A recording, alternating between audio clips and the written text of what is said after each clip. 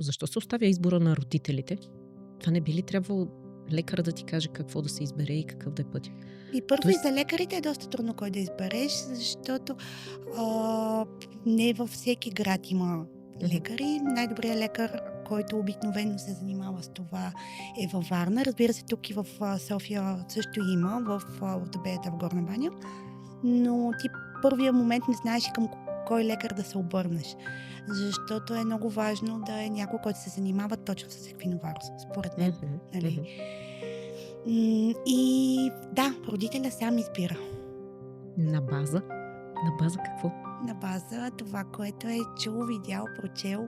Добре, може ли Аз да има лично като различен изход? родих, няма да забравя като Мгм, родих, спомням си, а, малко ми се губят моменти точно веднага след раждане, защото не беше, нали, не бях във форма веднага след това, но почнаха да се светат абсолютно всички, които бяха в родилната зала. И аз това казах, нали, знам, кръчетата си криви, моето си е, няма проблем. Тогава трябваше да дойде при мен ортопед, да ме види. Аз седях близо 8 дни в болницата, защото имаше осложнения. Не дойде ортопед да ме види.